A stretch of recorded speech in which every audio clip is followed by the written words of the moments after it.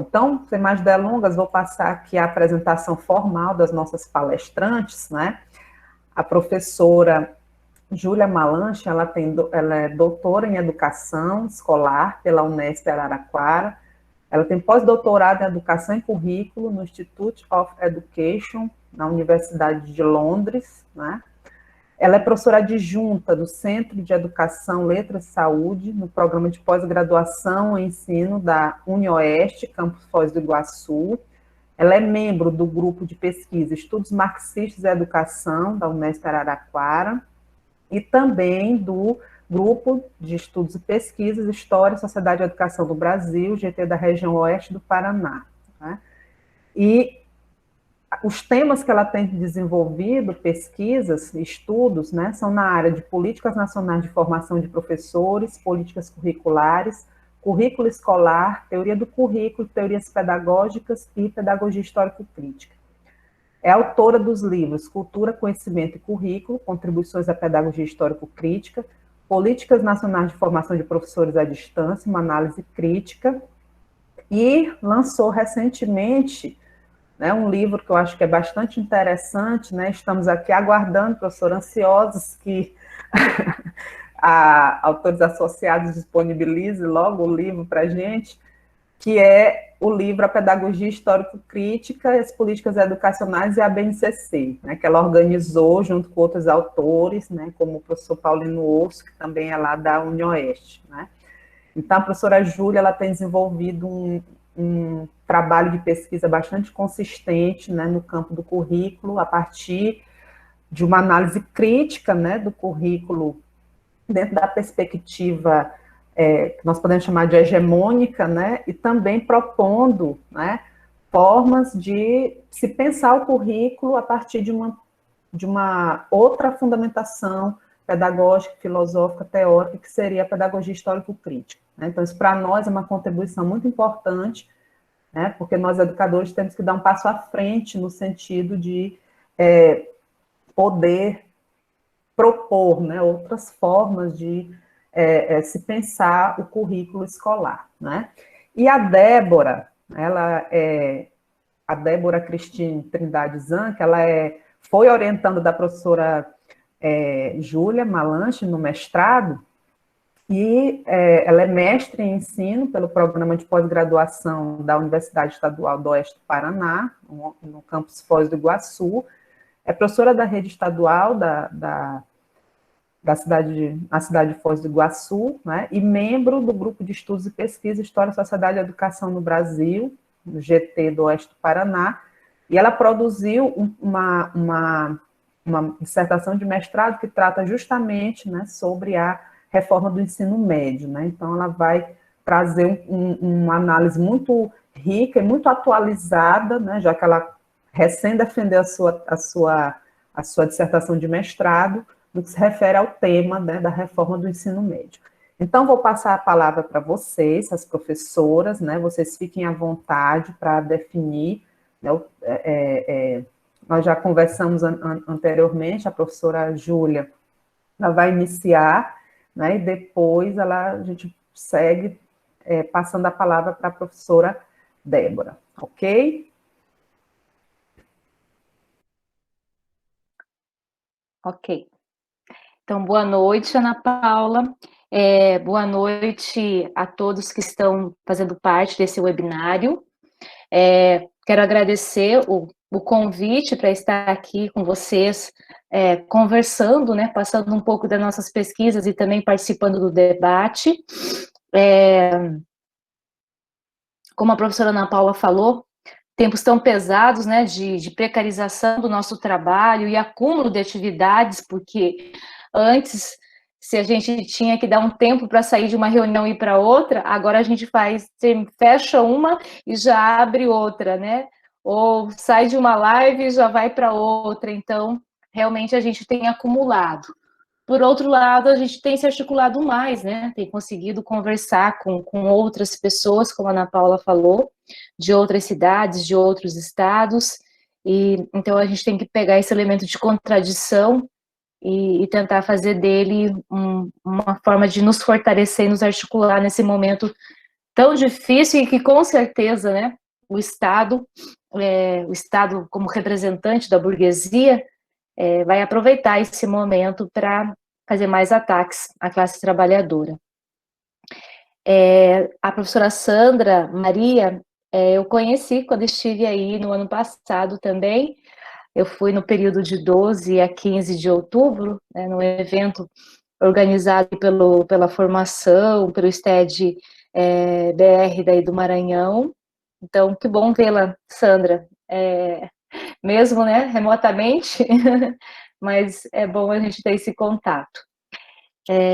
Então, eu e a Débora organizamos, né, para a gente não atrasar muito, eu e a Débora nos organizamos para eu começar, porque, como a professora Ana Paula colocou, o objeto da Débora de pesquisa no mestrado foi porque a Débora é pedagoga, né, pedagoga e professora na rede estadual, na rede de educação básica aqui do Paraná, então trabalhando um pouco mais com o pessoal do ensino médio, no colégio que ela atua, e então ela foi vivenciando algumas questões na prática social e foi buscando isso na legislação, em toda esse projeto, né, de sociedade e de educação que está posto para nós e que vem sendo implementado nas últimas décadas, né? Um projeto de sociedade, um projeto educacional, portanto, um projeto de formação humana. E aí eu e a Débora conversamos que eu vou fazer uma introdução mais geral e a Débora aí aprofunda a questão da reforma do ensino médio e os contrapontos para se pensar o ensino médio a partir da pedagogia histórico-crítica, tá? Então vamos tentar compartilhar os slides, que inclusive estão numa sequência, onde eu paro, a Débora continua, daí que a gente organizou o mesmo arquivo, tá? Vamos ver se a gente consegue compartilhar aqui. Deixa eu ver, já está aberto aqui. Deixa eu ver se é esse.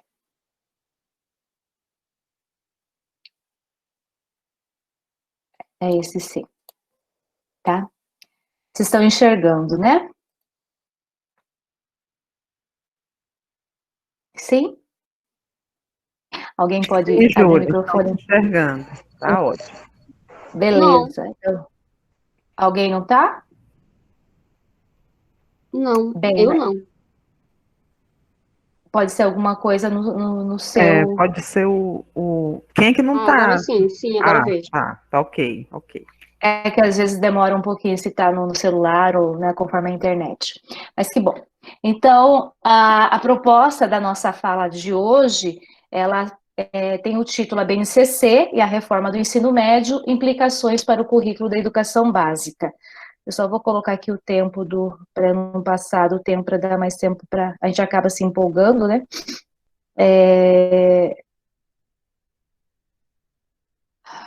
Não. Cronômetro. Tá. Então, o que eu...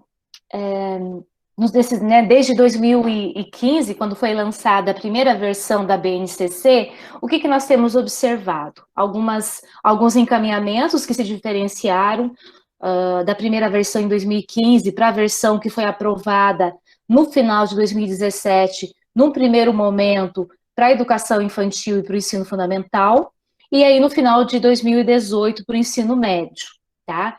Então, nós também precisamos ter claro que não foi aprovada a BNCC toda, né, para a educação básica, composta pela educação infantil, pelo ensino fundamental e pelo ensino médio, em 2017. Ficou estagnada, ficou ali sendo segurada, porque estavam nesse processo também encaminhando o projeto de lei que aprovou a reforma do ensino médio. E depois de aprovada a reforma do ensino médio, é que foi aprovado no final de 2018 a BNCC para o ensino médio também, tá? Por que é importante a gente entender as articulações e os interesses e ideologias que atravessam a elaboração e a implementação de uma BNCC? Porque ela vai, né, ela está atingindo, né, inicialmente, mas ainda precisa ser implementada de forma mais ampla, mas é o caminho que está sendo feito, ela pensando só na educação básica, ela já atinge 50 milhões de estudantes. Estamos formando 50 milhões de pessoas a partir da teoria pedagógica que direciona a BNCC. Tá? Nós estamos formando e direcionando o trabalho de, em média, 2 milhões de professores e influenciando aí, basicamente, os PPPs, os projetos políticos pedagógicos, de 186 mil escolas particulares e públicas. Então, olha o número de pessoas, de estudantes, de professores e de estabelecimentos que serão direcionados por essa BNCC. Isso que aqui eu não tenho ainda, né, o dado completo, colocado agora que é a BNC Formação, que é uma resolução, né, no final de 2019, que direciona a reformulação dos PPPs, quer dizer, os projetos dos cursos de licenciatura, que são os projetos de formação de professores na universidade. Então, né, colocando mais esse número de estudantes do ensino superior e professores do ensino superior, esse número aumenta, né, bastante. Então, para a gente ter uma noção de quem vai estar sendo moldado, de quem, né, um número que está sendo direcionado pela intencionalidade da teoria que direciona, então, a Base Nacional Comum Curricular. Então, o que é essa Base Nacional Comum Curricular? Ela é uma referência nacional normativa, quer dizer, de certa forma, ela traz elementos que são obrigatórios ser previstos, ser inseridos dentro dos currículos dos municípios ou das redes estaduais de educação, tá? E também não só o público, mas o privado. É diferente do parâmetro curricular nacional, que foi aprovado entre 1997 e 1999, que acabou sendo um orientador, um parâmetro direcionador aí da elaboração dos currículos naquela época, né, no final da década de 90 do século passado. Então, a BNCC ela já veio com uma força de norma. Então, de algum modo, os municípios, né, e redes estaduais, redes municipais públicas de ensino e as redes particulares tem que fazer algumas adaptações nos seus currículos, né, nas suas propostas pedagógicas, tendo em vista o que está posto, então, nessa base nacional. De onde que vem isso? Para a gente também entender que não é um projeto que foi agora, aprovado em 2017 ou 2018. É um processo, né? Há muito tempo vem se discutindo a elaboração de um currículo nacional, que a BNCC é isso, é um currículo nacional. Tá? Então, de alguma forma, isso já estava sendo previsto na Constituição Federal de 1988, quando trazia lá a necessidade de uma educação igualitária, direitos iguais de aprendizagem, direitos iguais de acesso à escolarização. E isso tudo, de algum modo, recebe influência de organismos internacionais, como o Banco Mundial, o Fundo Monetário Internacional, a Unesco, BIRD, OCDE, OEA, OEI, quer dizer, são organismos internacionais que dentro deles, a gente olha assim e pensa, são os financeiros ou administrativos. Não, dentro desses organismos internacionais existem departamentos pedagógicos, existem departamentos que cooptam, né, intelectuais dos países que de alguma forma se submetem, né, e fazem convênios com esses organismos, e esses intelectuais, então, do campo educacional, seja do campo da sociologia, das políticas, da educação infantil, do currículo, enfim, do financiamento, da formação de professores, eles acabam contribuindo com a construção de diretrizes que os países que de alguma forma, precisam se articular esses organismos, porque depende de financiamento, porque depende de apoio, porque depende de alguns incentivos fiscais, acabam tendo que assumir alguns acordos, e entre esses acordos estão algumas reformas, né? Reformas de Estado, reformas de currículo, reforma de formação de professores, reforma das universidades, e tudo mais que a gente vem observando que vem acontecendo no nosso país nos últimos tempos. tá? Então, só para entender que é um processo a longo prazo, tá? Então, na LDB a LDB número 9.093/94 de 1996, também já previa algumas questões no artigo 26 e 64, tá? Então, os RCNEs e PCNs, que são os currículos aí para a educação infantil, para o ensino fundamental e para o ensino médio, que aconteceram as suas elaborações e aprovações entre 97 e 2000, já traziam essa tentativa, tá?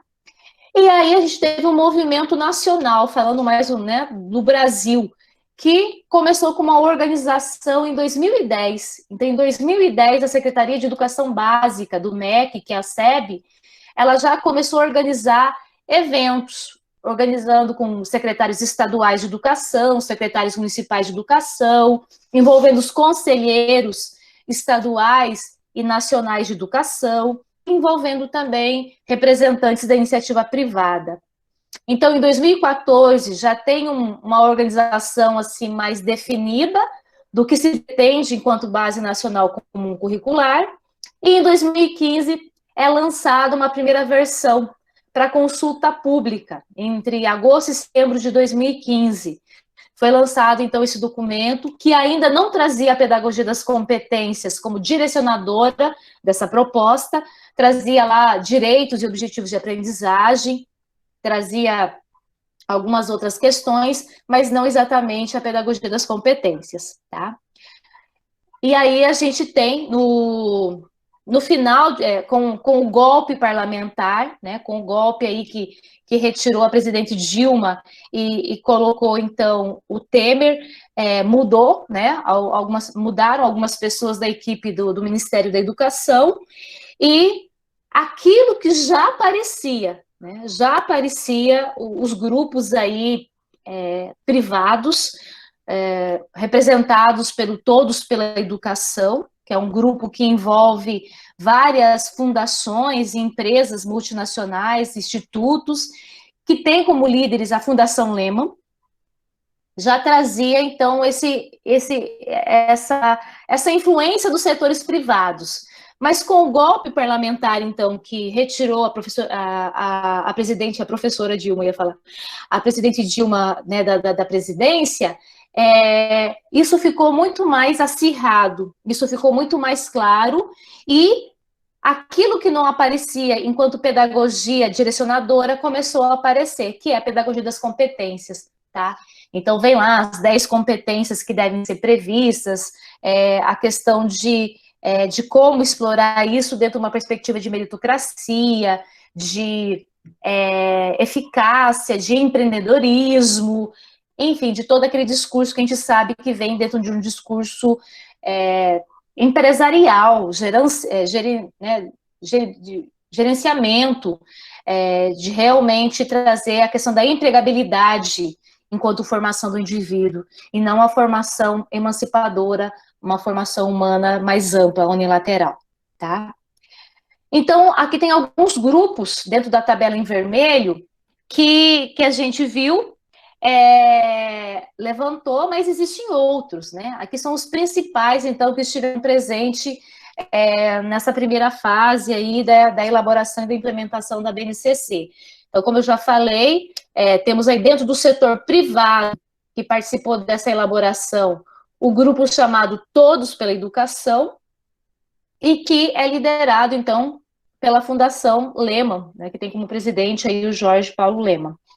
Então, Fundação Atlas, Roberto Marinho, Bradesco, Telefônica, Vitor Civita, Gerdau e todos esses outros que vocês estão vendo aí, são o exemplo de algumas fundações e institutos que fazem parte do Todos pela Educação e que patrocinaram e continuam patrocinando a implementação de um currículo nacional. Dentro do setor público, quem participou dessa elaboração e dessa discussão?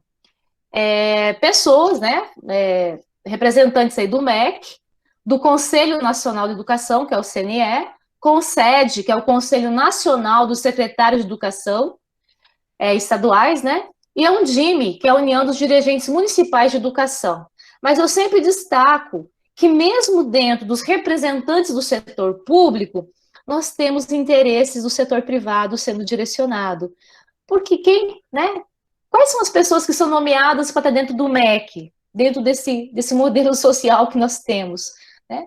Muitas pessoas que representam bancos, representam institutos, representam igrejas, né? Representam fundações e setores da economia, né? Dentro do Conselho Nacional da Educação, nós temos também representantes de universidades privadas, escolas particulares, ONGs, enfim, temos representantes, mesmo dentro do setor público, representantes da iniciativa privada. E os próprios secretários, né, estaduais ou municipais de educação, muitas vezes são nomeados por interesses econômicos do município e de quem apoiou o prefeito ou o governador. Então, o que a gente pode analisar disso tudo é que, no geral, né, é uma influência aí de 80% do setor privado dentro dessas discussões aí que levaram à aprovação da BNCC. Os fundamentos pedagógicos da BNCC. Então, nós temos lá, no agora na página 10 ou 12, enfim, no início da BNCC, as 10 competências. Eu sempre falo para o pessoal, não adianta a gente ficar lendo cada competência daquela individualmente. A gente tem que entender que essas 10 competências, elas estão postas dentro de uma concepção de sociedade, dentro de uma concepção de currículo, dentro de uma concepção de formação do ser humano. Porque se você olhar individualmente qual é a competência daquela, você vai falar assim, mas isso aqui não está tão diferente do que eu penso, isso aqui não está tão contraditório com o que eu imagino que seja a função, muitas vezes, da escola. Mas você tem que entender o fundamento teórico desse pensamento, né? E o fundamento teórico que está posto aí é o fundamento que prevê formar indivíduos que saibam fazer e não que saibam pensar junto com o saber fazer. Porque nós também defendemos que nós temos que nos formar enquanto seres humanos que saibamos também fazer, né? Nós precisamos nos formar enquanto profissionais responsáveis, competentes, comprometidos, né? Criativos, eficientes, mas tudo isso a partir de uma concepção de sociedade, de ser humano, de formação humana, de educação, que é diferente dessa que direciona a pedagogia de competências, tá? Então, o cerne do pensamento que trabalha por competências acaba defendendo uma formação mais tecnicista, mais flexível, adaptativa, eficiente, meritocrática, né, empreendedora. É uma formação para o emprego e não para o trabalho no sentido emancipador e formação humana emancipadora. É trazer uma racionalidade que já está posta aí desde o início da década 20, década de 30 do século passado, que resultou na tecnicista, lá na década de 60 e 70, que acabou influenciando aí a reforma da 5692, tá? Que instituiu o ensino médio técnico, né, profissionalizante naquela década, que durante, inclusive, a ditadura militar.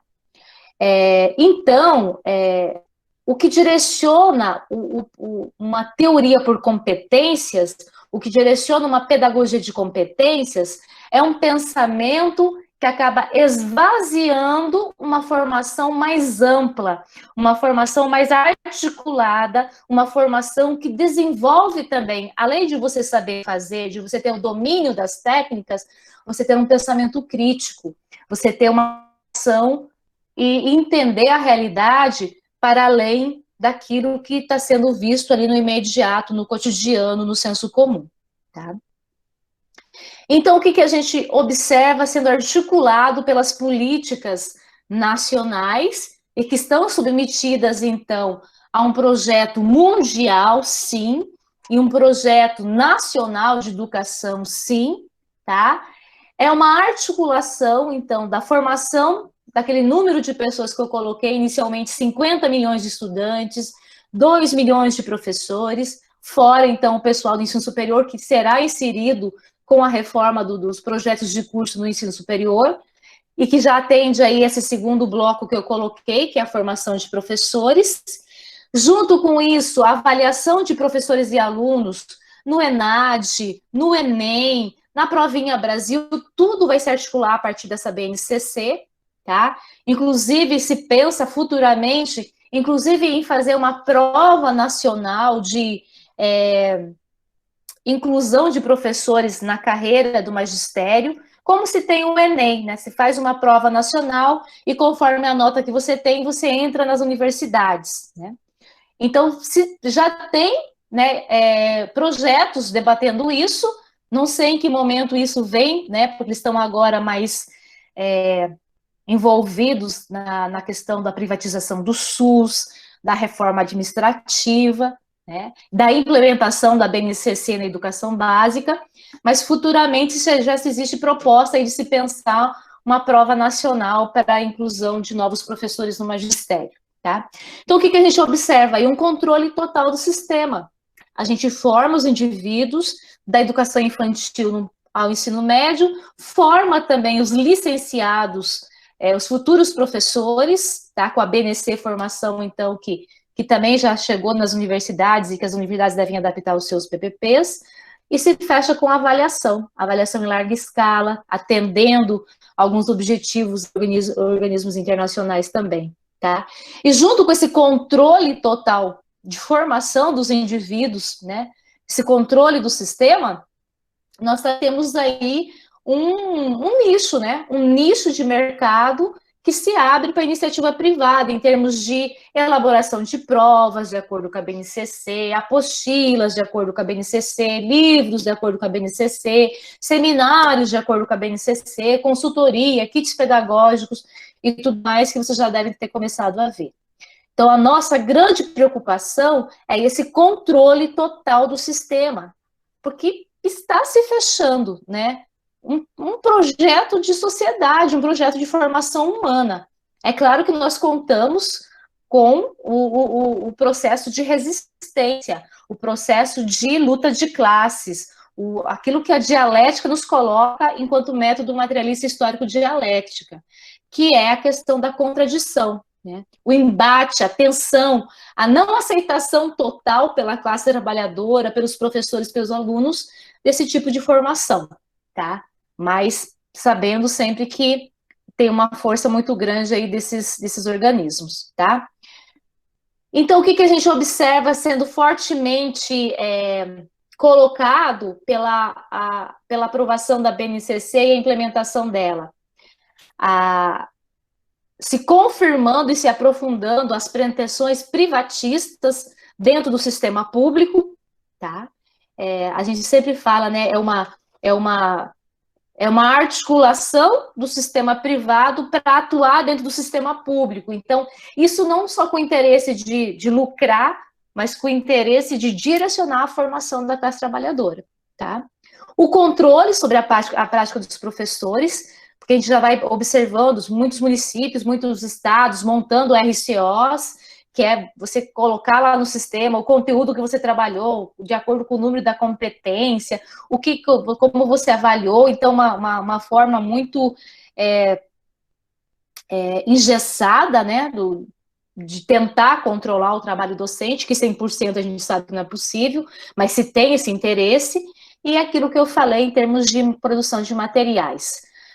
Então, que projeto de sociedade, de educação e de ser humano está previsto pelo que a gente levanta aí na BNCC? Então, em nenhum momento dentro da BNCC, dos seus pressupostos teóricos, se traz uma intenção de transformação social, de mudança radical de sociedade. Se mantém o que existe, que é o status quo que a gente fala. Uma sociedade dividida em classes, meritocrática, alienante e desumanizante. Uma escola, então, como espaço de formação por competências, né, por saber fazer. E isso traz, então, de volta o tecnicismo, a gente chama de neotecnicismo também, um pragmatismo, né, na forma de trabalhar com os indivíduos. E acaba resultando no quê? Numa formação de estudantes, de ser humano, eficiente, mais ou menos, né, eficiente para esse sistema aí, competitivo, criativo, dinâmico, adaptável, alienado, obediente, despolitizado? É o mais provável. E tudo isso, então, não é isolado, né? Isso está atrelado a um projeto de nação despolitizado que há muito tempo vem se tentando implementar no Brasil. De algum modo, tem avanços e tem retrocessos, como o projeto Escola Sem Partido, educação domiciliar, educação à distância, ensino remoto pós-pandemia, residência pedagógica, militarização nas escolas, reforma da Previdência que já aconteceu, reforma trabalhista, reforma do ensino médio, e agora a própria questão das intenções de privatização do SUS e reforma administrativa. É um projeto de nação, é um projeto maior e que tudo isso acaba se articulando. Por isso, nós, enquanto classe trabalhadora, precisamos estar alinhados. Fechando a minha fala, a professora Ana Paula já colocou, mas nós temos aí, né, me falaram que estava saindo hoje da gráfica o material, né, esse livro. Dentro desse livro tem 10 capítulos que estão discutindo a BNCC e contrapontos, alternativas a partir da pedagogia histórico-crítica. E tem um capítulo meu e da Débora, falando sobre o ensino médio, a BNCC e a reforma do ensino médio. Então, um pouco do que eu falei, do que a Débora vai falar, está nesse capítulo dentro dessa aula, tá? A gente está sempre comunicando aí pelas redes sociais, e que a gente tiver em mãos e que a editora também já estiver disponível, vocês de algum modo serão comunicados. E os outros 2 textos que também eu usei para fundamentar a minha fala, um artigo que eu publiquei com a professora Silvia Alves dos Santos, que saiu em julho desse ano, na revista STED-BR Online, que está tratando sobre a questão do currículo, né, previsto aí pela BNCC e os contrapontos da pedagogia histórico-crítica, e a dissertação da Débora, né, que é basicamente o cerne aí do que ela vai falar, né, que é a questão do novo ensino médio e a análise a partir dos pressupostos da pedagogia histórico-crítica. Então, eu agradeço o convite mais uma vez, espero que eu tenha deixado um pouco mais claro essa parte inicial, e eu passo agora a palavra para a Débora, tá? Só preciso que a Débora vai me avisando para eu ir passando. De qualquer forma, eu vou ter que fechar aqui para conseguir entrar para fechar meu microfone. Vocês estão aí? Sim. Sim, estamos. Ouvindo. É que eu estava tentando fechar aqui, não conseguia fechar. E a Débora pediu para eu ir passando para ela os slides, e aí eu falei, então, deixa só eu fechar aqui e para fechar o meu microfone. Ok. Uhum. Débora? Sim. Tá. Olá, boa noite. Não sei se você... Não é esse slide, Júlia, um pouquinho mais para frente. Queria agradecer também a participação aqui no encontro. Está todo mundo me ouvindo? Está tudo bem? Sim. Beleza. Sim, Queria agradecer, então, a participação, o convite para participar desse encontro. Fico feliz em contribuir, mais uma vez, com o debate sobre a reforma do ensino médio, sobre a formação em nível médio como um todo, e sobre a pedagogia histórico-crítica, né, sobre a nossa grande aí, perspectiva, no caso, para a educação.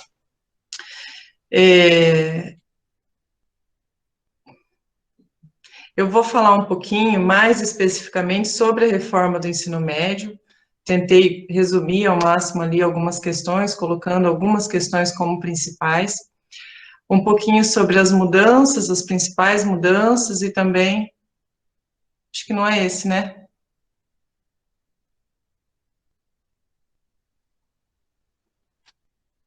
Quer que eu coloque? Não dá para te ouvir. Pode ir falando que eu estou abrindo aqui. Ah, tá. Então tá, falar um pouquinho sobre as principais mudanças que estão sendo elencadas nesse processo de reforma, também alguns problemas em relação à formação dos estudantes, a formação dos indivíduos no geral, e as implicações, algumas implicações no trabalho do professor. Tentei dividir um pouquinho, falar um pouquinho sobre essa reforma, especificamente, e uma outra parte falando, resumidamente também, sobre a necessidade de uma formação contra-hegemônica nessa formação em nível médio, né, enquanto luta de classe nossa, enquanto professores e também dos estudantes, comunidade como um geral. Busquei colocar algumas questões da lei e algumas considerações para a gente poder discutir na sequência, tá? Então, só relembrando, a professora Júlia já bem colocou que nós tivemos aí a MP em 2016, colocada forçadamente pelo governo Michel Temer, assim que da entrada dele, ele mudou o ministério, e com a saída, né, através daquele golpe parlamentar da presidenta Dilma Rousseff. Na sequência, muito rápido também, houve a aprovação da Lei 13.415, em 2017, trazendo essas mudanças, alterando, então, a LDB de uma forma bastante pragmática, né, rápida, incisa. Então, dentre algumas coisas que eu elenquei, as disciplinas agora, então, são entendidas, não são mais disciplinas, são componentes curriculares, sendo que apenas língua portuguesa e matemática são obrigatórias durante todo o período do ensino médio, as demais disciplinas passam a não ser obrigatórias, e também não precisam mais ter em todas as séries, em todos os anos do curso. A única opção que se tem de língua estrangeira é o inglês, até pode haver a colocação de espanhol, mas de forma optativa, e se houver condição da escola, enfim, da instituição. As disciplinas de arte, educação física, sociologia, filosofia, aparecem apenas como estudos e práticas, tirando, então, a obrigatoriedade. Também os sistemas de créditos, convênios com instituições à distância, o próprio ensino à distância entrando de uma forma bastante sutil, diria que até não é tão sutil aqui nessa reforma do ensino médio. Dentre algumas considerações, primeiro, né, existe um argumento para toda essa reorganização, de que há muitas disciplinas hoje para o ensino médio, para os estudantes em nível médio. Nós temos aí entre aproximadamente 12 disciplinas hoje, né, que abarcam aí a grade curricular do ensino médio em todos os anos, é igual em todas as séries. Então, também há uma grande ênfase em melhorar os resultados nas avaliações em larga escala, isso fica explícito em todo o período em todo o projeto aí dessa reforma, desse novo ensino médio, melhorar esses índices nessas avaliações externas, até a própria colocação e a própria importância que é dada à língua portuguesa e à matemática já provam esse objetivo explícito. E também outra questão em relação a essas disciplinas não obrigatórias, como eu falei, educação física, sociologia, filosofia, né? Como seriam esses estudos e práticas? Será que módulos? Será que oficinas? Será que vão validar diplomas de outras instituições? Como que vão ser esses convênios, então, com as instituições privadas? Serão à distância? Como que irão acontecer? Olha a abertura, o tamanho da abertura que é dado pela lei, na entrada, então, desse setor privado na escola, como de uma forma bastante abrangente. Então, a manutenção, o que a gente vê? A manutenção, o interesse na manutenção do domínio cultural, através da escola, do domínio social, e, por si só, do domínio econômico também, manter a organização social e econômica que se tem hoje, a partir do trabalho da escola. Aí a gente tem restrição de conhecimento, pensando nessas avaliações em larga escala, quais conteúdos serão escolhidos para trabalhar em sala de aula? Se a gente pensa em uma avaliação, foca o nosso olhar todo para a avaliação. Então, foca os conteúdos, foca a organização das metodologias para trabalhar e para tentar resultados mais favoráveis, então, a esse mercado ou a essa política que está sendo colocada. Também proporcionando, então, o esvaziamento do currículo e do próprio conhecimento científico, necessidade humana, necessidade de uma formação mais adequada a esses estudantes. E vem mascarando, dessa forma vai mascarando os problemas que se tem na escola pública. Quando fala lá, quando eu falei no início, argumenta-se que tem muitas disciplinas, isso é um problema, a gente tem que mexer no currículo. A professora Júlia bem colocou antes, não tem nada a ver com isso, é um histórico todo diferente, não tem nada a ver com o problema, com o número de disciplinas que hoje nós temos na escola. Quer se mascarar os reais problemas que nós temos, a formação de professores, a própria condição de trabalho, número exagerado de estudantes na sala de aula e assim por diante, com outras questões, tentando, então, justificar essa reforma do ensino. Pode passar, prof. Pensar, então, nesse que foi colocado, então, o currículo flexível, via os itinerários formativos, também colocado anteriormente, já é uma resposta à própria Constituição Federal, já fala de um currículo flexível, também o Plano Nacional de Educação já fala em currículo flexível, então quis, né, se impulsionar esse currículo nesse momento. Aí traz esses itinerários formativos, que seriam 4 itinerários, mais essa formação técnica e profissional. Então, seriam linguagens e as suas tecnologias, matemática e as suas tecnologias, ciências da natureza e suas tecnologias, ciências humanas e sociais aplicadas e a formação técnica e profissional. Lembrando que, na primeira versão da BNCC, não havia essa palavra tecnologia. Ela vem surgir depois e ela dá ênfase, então, a lembrança, né, e a perspectiva da pedagogia das competências, colocando aí um olhar muito mais agressivo do mercado em relação a isso, né, impulsionando, então, o mercado em relação a essa reformulação e os resultados que possa se ter a partir da formação desses estudantes. E aí, nisso tudo, nessas escolhas de itinerários, se falou muito, e a propaganda que se tem é do protagonismo estudantil, via essas escolhas, e que o aluno vai conseguir liderar, ele vai conseguir escolher, e assim ele vai conseguir ser melhor, ter uma melhor escolarização ao longo desse processo. Só que é duvidoso, isso é muito duvidoso em vários aspectos, né? Primeiro, está dito na lei que a disponibilidade desses itinerários será organizada pelos sistemas de ensino. Então, que escolha ele vai ter? A proposta e a mídia diz que a escolha é como se eu tivesse umas 10 escolhas à minha frente. Não vai ser assim, não vai funcionar dessa forma. Outra questão é a PEC, essa que congela os investimentos públicos por 20 anos. Toda reforma, qualquer que for, ela precisa de investimentos. Então, aqui é outra questão muito duvidosa. Cadê o investimento para fazer qualquer tipo de reforma? Não se tem aqui. Então, aí não combina, é muito contraditória a forma com que está sendo colocada essa propaganda. Outra questão também preocupante, muito agravante, é a responsabilização do aluno pelos seus resultados. Então, ele vai escolher um itinerário, de repente, não vai bem, ou notas baixas, ou depois, saindo dali, não consegue o emprego desejado, ou emprego almejado, ou o que a sociedade esperava. Mas espera aí, você que escolheu esse caminho, então agora você vai arcar com as consequências. Então, é muito duvidoso, né? Tem consequências aí para estudantes que são graves. Pode passar. Também outra questão que fala é da formação integral do aluno voltado para a construção do seu projeto de vida, e pensando nos aspectos físicos, cognitivos, socioemocionais, e também fala do aumento da carga horária de 800 até 1.400 horas aí com o tempo, né, gradativo. Então, se confunde muito a educação integral com essa formação que seria esses aspectos físicos, cognitivos, e a formação em tempo integral, aumentando um pouquinho do tempo de estudo e tal.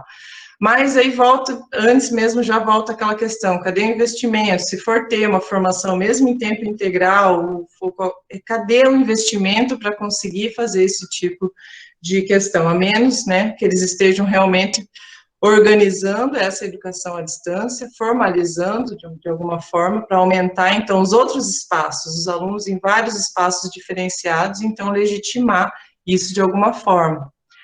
Aí eu coloquei algumas questões aqui. Como que se faz uma formação integral com apenas um itinerário formativo? É contraditório, é completamente absurdo. Se você se acompanha em um itinerário, você não consegue fazer uma formação integral, você não consegue pensar numa formação em sua amplitude, unitária, que pense numa totalidade. Isso está fora, isso não, né, mesmo todos aqueles aspectos ditos ali em cima, não consegue.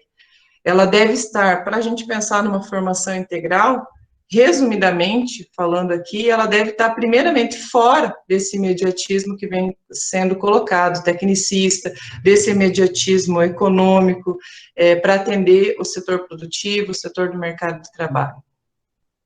Também, para questionar, né, uma possível curricularização do tempo do trabalho, a experiência profissional, os estágios, de repente estágios remunerados, ou os estágios da prática colocado como jornada integral, de repente eles sejam também todos jogados ali e sejam configurados como tempo, como escola em tempo integral, que também não é o correto, não é o que se pensa sobre educação integral.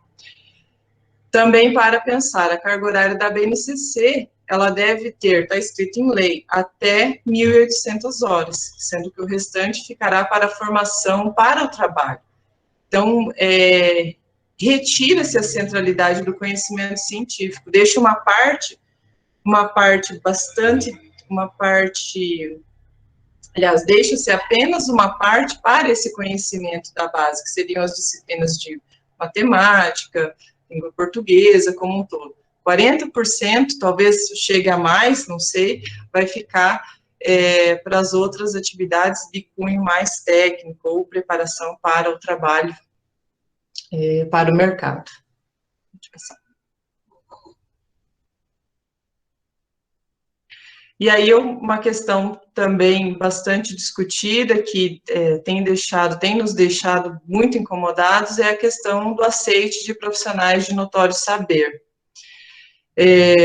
Quais seriam, então, as implicações para o professor ao longo de todo esse processo? Né? Quais seriam as implicações na formação de professores também ao longo de todo esse processo? Então, primeiro, a redução da contratação dos profissionais com uma formação específica, deixando de lado a formação do professor, a sua especificidade, as mudanças na carreira do professor docente, e também na própria formação de professores, como que vai vir essa reforma, como que vai atingir lá os cursos de formação de licenciatura, como que eles vão encarar tudo isso, como que voltam esses profissionais para a escola a partir de então. A generalização e a sobrecarga do profissional, pensando muito, sendo muito otimista, talvez pensando numa ideia, o melhor que fosse, vamos pensar assim, que dentro da mesma área do conhecimento, os professores atuassem em qualquer uma das disciplinas, né, o professor especialista ali, licenciado em física, vai trabalhar química, biologia, enfim, vai trabalhar todas aquelas disciplinas da área, isso pensando de uma forma bacana ainda, né, e se vierem outros tipos de profissionais, se colocarem, né, quem tiver por ali vai trabalhar, porque se a gente pensa em apostilas, se a gente pensa em módulos, né, pode ser que nós estejamos aí sujeitos a uma forma muito mais estranhada de educação do que a gente está pensando. E com tudo isso, a própria desvalorização do profissional professor. Não sei se é possível mais do que isso, né, do que a gente já acaba passando em ter tantas aí restrições e lutas que temos ao longo do processo, ao longo da carreira, mas você dizer que qualquer um pode ensinar qualquer coisa, você deixa de lado, você acaba deixando de lado a profissão do professor, você deixa de lado a importância do professor, a importância do conhecimento, acabando deixando a profissão docente em segundo plano. Pode passar. Então, a reforma ela é contrária aos interesses dos filhos da classe dos trabalhadores, a nossa classe como um todo, porque ela esvazia a escola dos conhecimentos científicos, retira a especificidade da escola como um todo, retira a formação específica dos professores e a sua valorização enquanto profissional, enquanto levar a educação como um todo aos indivíduos, e distancia a compreensão, portanto, da totalidade, do conhecimento do conjunto, de fazer análise de conjuntura dos indivíduos, porque para a organização de uma sociedade diferenciada, diferente dessa reprodução, diferente da sociedade capitalista, a gente precisa pensar, entender a conjuntura. E para fazer isso, a gente precisa estudar vários conteúdos que abarcam várias disciplinas, vários conhecimentos diferenciados, para conseguir fazer essa síntese e entender esse movimento histórico que nós temos e que nós estamos hoje. Então, para pensar uma organização de sociedade diferente, a gente precisa de educação, precisa entender e conseguir fazer uma análise de conjuntura da totalidade. Então, nega-se o conhecimento, e não nega-se o conhecimento de graça. Tem, então, uma objetividade, uma perspectiva por trás. Nega-se o conhecimento histórico da humanidade necessário ao desenvolvimento da capacidade crítica e da autonomia do pensamento para lutar por direitos. Quando você não tem acesso ao conhecimento mais desenvolvido pela humanidade para pensar de uma forma diferente, é impossível ou quase impossível pensar em direitos, pensar numa perspectiva nova, pensar numa realidade fora dessa reprodução da sociedade capitalista, na qual estamos hoje. Pode passar. Então, preciso pensar no ensino médio como uma necessidade de uma formação contra-hegemônica para o ensino médio, pensar numa perspectiva diferenciada de formação dos indivíduos e, portanto, pensar numa formação e numa organização social diferente dessa que nós temos hoje, diferente dessa sociedade capitalista que afoga, que deixa as pessoas cada vez mais sem pensamento crítico ou pensamento até mais humanitário, né? Tem nos distanciado, portanto, da própria humanização, porque para o capital, a educação e a formação humana, elas têm um valor estritamente econômico, elas não têm, atendem, então, às necessidades apenas do setor produtivo. Então, ao longo das reformas, até na minha dissertação, busquei fazer esse debate, ao longo das reformas educacionais do ensino médio, a gente percebe a prioridade que é dada ao capital, as necessidades do setor produtivo ao longo de todas elas. Então, em determinado momento, quando se teve a ascensão da indústria e tal, precisou se colocar lá uma educação diferenciada para o capital, né, que atendesse aquela demanda, trazer gente mais pronta para trabalhar com a maquinaria, mais pronta para trabalhar com aquela demanda do setor produtivo.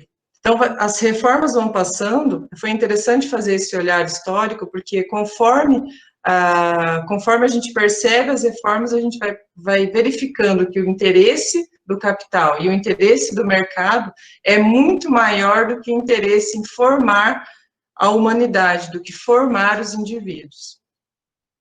Então, acaba deixando de lado o trabalho como formação ontológica, como própria do ser humano, inegável, então, a sua essência humana enquanto processo de transformação da natureza. Quando pensa só em formar para o trabalho, para o emprego, para o mercado de trabalho, esquece-se, deixa de lado o trabalho como formação ontológica, como a formação do próprio ser. Porque quando o indivíduo atua por meio desse movimento do trabalho na natureza, de transformar a natureza, ele vai modificando, ele não modifica só a natureza, ele vai modificando a si mesmo. Ele modifica a natureza, a si mesmo e a sociedade como um todo. Esse é o trabalho humano, esse é a essência humana. Então, é pelo trabalho que o homem forma e constrói a sua identidade.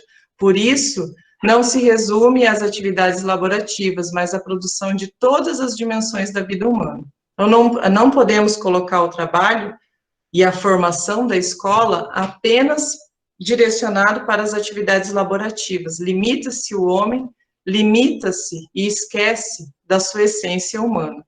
É preciso ver além disso, é preciso ver o trabalho como a própria construção do homem como um todo. Deixa eu passar. Quando distancia-se o homem do trabalho, o aprisiona apenas a reproduzir a realidade. Então, ele fica como se ele estivesse congelado, sem se apropriar, sem entender como que a realidade funciona, sem contemplar a totalidade da construção humana ao longo da história. É negado o próprio sentido da vida. E para a pedagogia histórico-crítica, o trabalho também é princípio educativo. É a partir dele que se entende, que se molda, que se organiza, que se fundamenta a educação. Então, trata-se de superar a imediaticidade do mercado de trabalho, que é a formação técnica, precisamente a formação técnica, a formação produtivista, voltada estritamente para a economia, para a organização da economia. Então, trata-se de entender a formação como base da natureza ontocrítica, como essência do ser, portanto, né, permeando a construção do homem, a sua própria especificidade. Então, entender que o trabalho como princípio educativo é a essência da educação, é a essência da formação humana.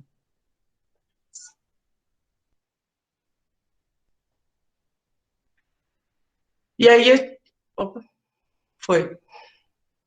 E aí a gente pensa na educação, pensar numa educação diferente é pensar numa educação unitária.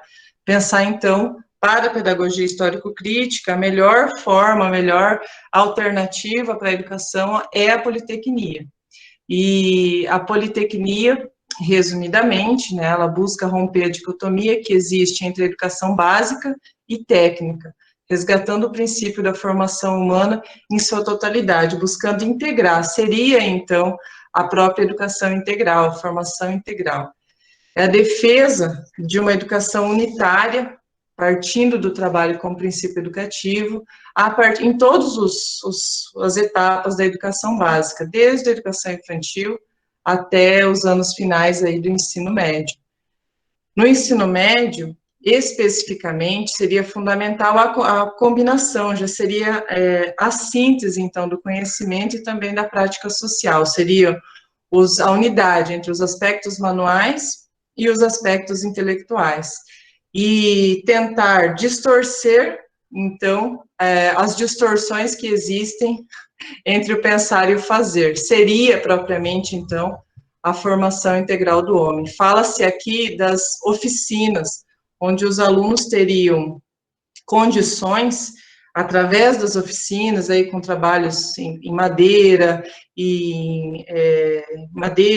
metal, eles teriam acesso à compreensão e tentariam, então, fazer essa síntese, entender o fazer e da onde vem aquele conhecimento, quais os conhecimentos necessários para conseguir realizar determinadas atividades, quais são as disciplinas que eu preciso conhecer, quais os desenvolvimentos que eu preciso ter para realizar determinadas atividades, determinado trabalho, e assim tentar entender de uma forma mais conjunta, e não apenas explicar como se faz aquele processo de uma forma extremamente utilitarista.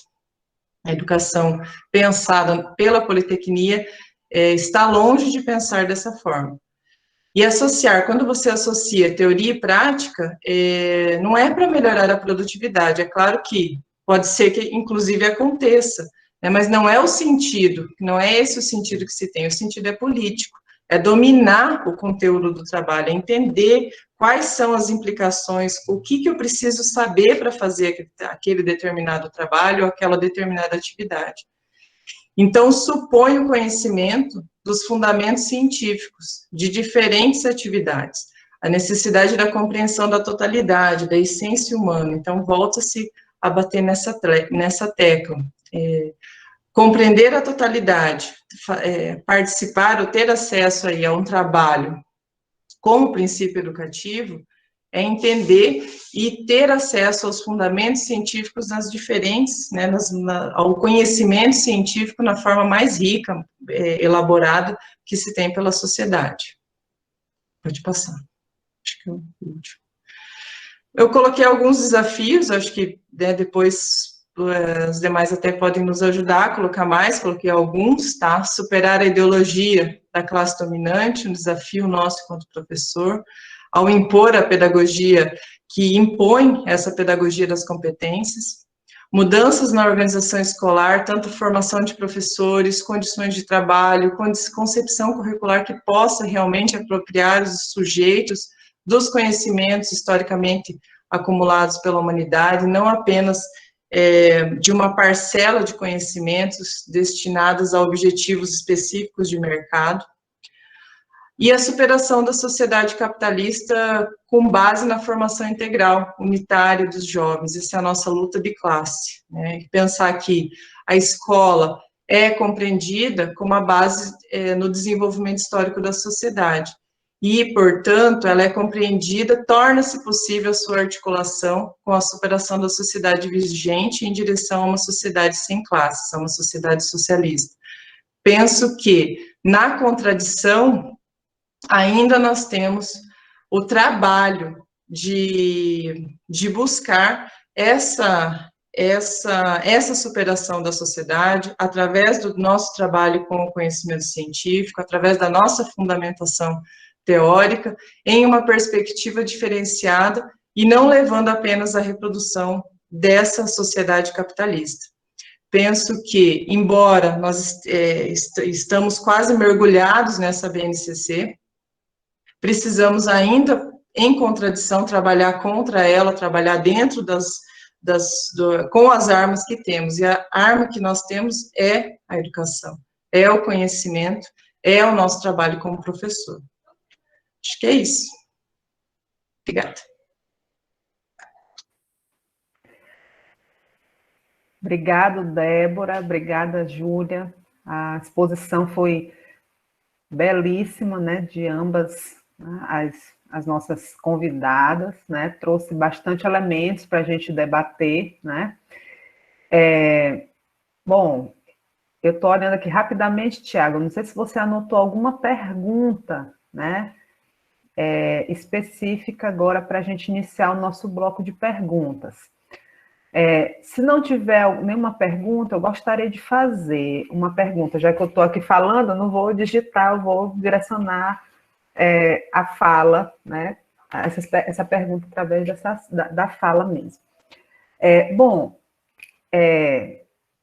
Essa pergunta eu vou direcionar a Júlia, né, mais especificamente, eu gostaria que ela comentasse, né, porque ela fala que esse processo de reformulação curricular já é algo que é de longo prazo, né, desde 96, com a LDB, e posteriormente nós tivemos os PCNs, as diretrizes curriculares nacionais, né, e essas diretrizes, esses documentos, essa orientação curricular anterior, também tinha uma concepção muito próxima, né, da atual BNCC, né, nesse decurso de tempo, né, de 96, década de 90 para cá, né, em que nós temos uma outra base, né, nacional comum aprovada, que novidades ou que elementos a mais, né, ou que diferenças você percebe em relação a essa base atual e em relação ao currículo, né, os parâmetros que nós tínhamos lá na década de 90, né? E aí eu queria também ouvir as duas, a Débora até tocou nessa questão, né? E eu acho assim bem interessante a gente fazer essa discussão, como que as escolas, os professores, né, eles podem se contrapor a essa perspectiva contida na base, né, na reforma do ensino médio, dado o seu caráter de normatividade, né, como a Júlia apontou na sua fala, né, em que momentos e de que forma a gente pode fazer, pela contradição, né, a crítica e tentar trazer esses elementos, né, de uma formação emancipadora, uma formação humana, que se aproximam mais da nossa perspectiva, já que essa nossa perspectiva ela é contra-hegemônica, né, e ela vai contra o currículo oficial, né. Então, queria ouvi-las, né, enquanto o pessoal aí talvez esteja pensando aí questões, né, em relação a essas duas perguntas. Obrigada. Tá, joia. Então, já que você fez uma para mim separado, eu vou iniciar respondendo, depois eu passo para a Débora, tá? Então, Ana Paula, ótima pergunta que você fez, que daí permite eu colocar o que aconteceu entre os PCNs, né, e a BNCC. O que aconteceu? Os PCNs, eles foram elaborados durante o governo do Fernando Henrique Cardoso, né, anos de 96, 95, 96, porque daí foram aprovados do ensino fundamental entre 97 e 98, o RCNE em 1999, que é o de educação infantil, e o do ensino médio em 2000, tá? Então, todos os que... Então, só para recuperar um pouco do que aconteceu com ele, para daí explicar o que aconteceu nesse meio. Participaram da elaboração desses PCNs alguns professores de algumas universidades brasileiras, mas o cerne foi o pensamento construtivista do César Coll, que é um estudioso, então, né, da Espanha, e que trouxe alguns elementos da reforma que tinha acontecido na Espanha, e que já não tinha dado certo, né? Já não tinha, o pessoal tinha feito uma primeira avaliação na Espanha e tinha entendido que o currículo elaborado dessa forma não estava trazendo uma formação mais, vamos pensar assim, eficaz, né? E do mesmo modo, isso veio para a reforma aqui no Brasil, porque era uma primeira tentativa, então, de um currículo nacional. Aí levou muita crítica, né, muitas contraposições dos outros professores que estão aí trabalhando, pesquisando a partir do currículo e das teorias pedagógicas. A própria resistência da escola, naquele momento, estava mais forte, da escola da educação básica, e aquilo que era para ser um currículo nacional se tornou uma referência somente, um referencial, um parâmetro. Então, essa é um pouco a história do que aconteceu com os parâmetros curriculares e com os RCNEs, né, que são os referenciais para a educação infantil. Eles vieram com a intenção de ser normativos também, mas a pressão e a resistência no momento da universidade e da educação básica, sindicatos, associações, fez com que o MEC recuasse e tornasse eles apenas parâmetros, então, para a elaboração de novos currículos. Com a mudança de governo, né, saindo o PSDB e entrando o PT, e com, então, a mudança de algumas pessoas, da equipe, na verdade, do MEC e do projeto de direcionar a educação dentro do MEC, o que foi proposto foi elaborar novas diretrizes curriculares, tá? Que nós tínhamos também essas diretrizes, nós tínhamos as diretrizes de 97, 98, eu acho que era de 99, da educação, do ensino médio. Então, nós tínhamos as diretrizes curriculares nacionais para a educação básica e para o ensino superior, e nós tínhamos daí a proposição de um currículo nacional que acabou ficando como parâmetro, que foi os PCNs e os RCNs. Aí, quando veio o governo, né, do Partido dos Trabalhadores, eles fizeram uma crítica à pedagogia das competências. Então, todo o pessoal que foi convidado para assessorar, para debater, para direcionar a elaboração das novas diretrizes curriculares, foi um pessoal que fazia crítica à pedagogia das competências, tá? Então, foram montados alguns cadernos norteadores para debates sobre currículo, foram montados alguns seminários nacionais. Está lá Antônio Flávio Moreira, Vera Maria Candô, Luiz Carlos de Freitas e vários outros, tá? Que acabaram participando da elaboração de alguns cadernos que direcionavam algumas questões para se pensar currículo. E a partir dessa discussão foram aprovadas as novas diretrizes curriculares. Então, durante o governo Lula e Dilma, foram aprovadas diretrizes curriculares entre foi aprovada uma geral para a educação básica que não existia antes, existia separado para a educação infantil, para o ensino fundamental e para o ensino médio.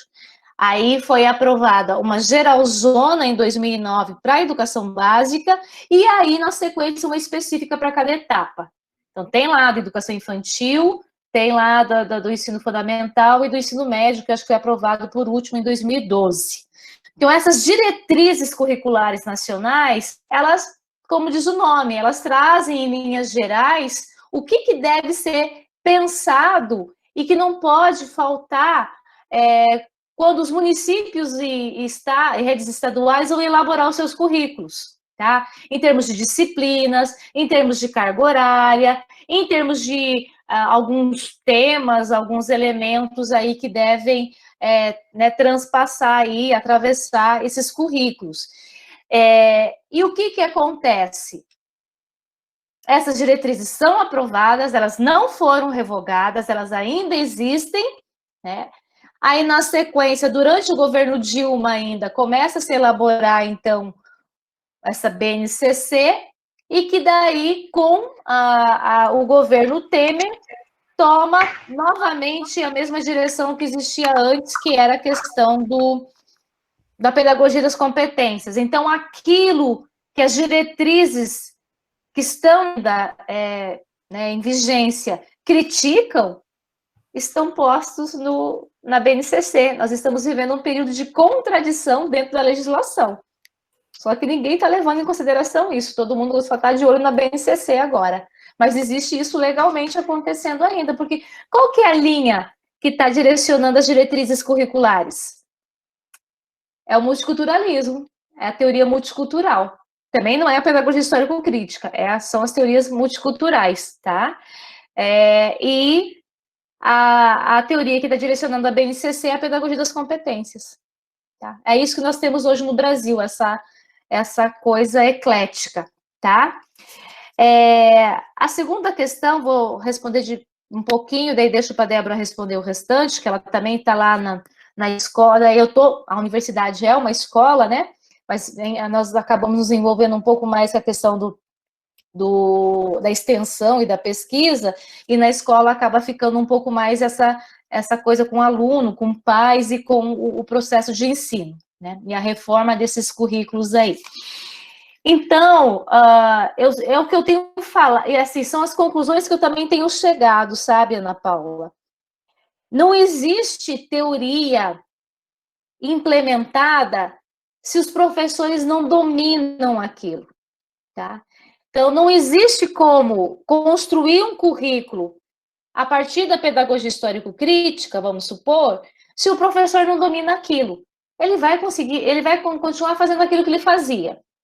Eclético, tradicional, construtivista, tecnicista, né? Vai continuar fazendo aquilo. Então, se ele não tem uma formação, ou formação inicial, ou formação continuada, e que ele realmente compreenda e entenda que aquilo é importante na ação dele enquanto professor, pode vir o currículo que vier, pode vir a diretriz que vier, que ela não vai se efetivar de forma completa em sala de aula. Então, em relação à BNCC, se o professor ele já domina uma perspectiva crítica, emancipadora, transformadora de ensino, ele já entendeu que é preciso trabalhar com o aluno dele, para além do saber técnico, para além do saber fazer, ele não vai deixar de fazer isso com a BNCC. Porque é o que eu falei esses dias numa outra palestra. A BNCC, ela é muito menos do que nós já com a pedagogia histórico-crítica. Então, para trabalhar com a pedagogia histórico-crítica, a gente, além de dominar com profundidade o conteúdo de cada disciplina, a gente também tem que, a todo momento, estar aprofundando e buscando novas formas de transmitir aquilo, de ensinar aquilo. Então, se a gente realmente já, de algum modo, trabalha com a pedagogia histórico-crítica, a gente já está anos-luz à frente da BNCC. E a gente não vai retroagir, a gente não consegue fazer menos do que a gente já faz, a gente não consegue cortar o nosso trabalho pelo meio, né? Então, tem muito a nossa resistência, a nossa contraposição, nós sermos contra-hegemônicos, está na nossa formação, na concepção que nós temos de sociedade, de escola, de função de professor e de qual conteúdo que nós devemos trabalhar. Então, vem BNCC, vem PCN, vem o caramba, eu não vou mudar a minha prática. Eu tenho que enfiar lá que é competência. Eu até coloco, mas no meu processo de ensino, eu continuo aprofundando os conteúdos, eu continuo articulando os conteúdos. Então, aquilo que já é minha essência, não se muda com uma BNCC. O problema é aquele professor, aquelas redes, ou estaduais ou municipais, que não tem uma linha definida. E aí é mais fácil de sucumbir. Mas eu acredito muito no processo de contradição. Nós aqui, conversando com seus alunos, Ana Paula, nós temos outros projetos de extensão, nós temos aí a Débora, que fez o mestrado e que está lá na escola como pedagoga, nós temos diferentes milhares e milhões de pessoas que têm buscado estudar um pouco mais, ou a pedagogia histórico-crítica, ou o materialismo, e, de algum modo, vão se contrapor em sala de aula e vão fazer um trabalho diferenciado da BNCC em sala de aula. É nisso que eu acho que está a nossa contra-hegemonia, tá? Desculpa, Débora, agora é você. Não, só para complementar o que você disse sobre como contrapor, eu estava pensando aqui, uma coisa que está, umas palavras que estão bem na moda. É fake news mesmo, é colocá-la no papel que eles pedem para nos colocar e dar a nossa aula de uma forma decente, pelo menos mais organizada. Porque, veja, há conteúdos que simplesmente sumiram do currículo. Tem, eu não sei quantos séculos ali na disciplina de história simplesmente está sendo ignorado. Como que o professor vai fazer isso? Na disciplina de ciências, eu vi o desespero dos professores, porque o Paraná é um estado à frente, né, do seu tempo. O nosso secretário, ele já organizou, nós já temos aí o nosso, como é que é o nome? CREP, o nosso CREP aí, dando CREP na cabeça de todo mundo, já organizado os conteúdos em cima da BNCC, e foi colocado a toque de caixa para os professores organizarem, e eu presenciei o desespero deles, conteúdos de ciências, por exemplo, que deveriam ser trabalhados no 6º ano, estão lá no 9º, ou simplesmente não estão.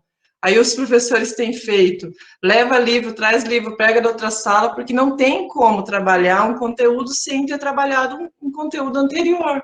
É premissa, faz parte daquilo. Então, eu vejo eles tentando fazer isso. Claro que muitos acabam sucumbindo, ficam cansados, né? Porque exige aí um esforço danado para fazer. Mas eu acredito que esse vai ser o nosso trabalho aí durante bastante tempo. A partir da nossa concepção, então, de mundo, nosso entendimento de educação, é bater de frente. Bater de frente, muitas vezes, vai ser colocar no papel uma coisa e dar o nosso trabalho, fazer o nosso trabalho em sala de aula de uma forma mais que nós entendemos como mais qualitativo. Penso que isso, né? Acho que é isso.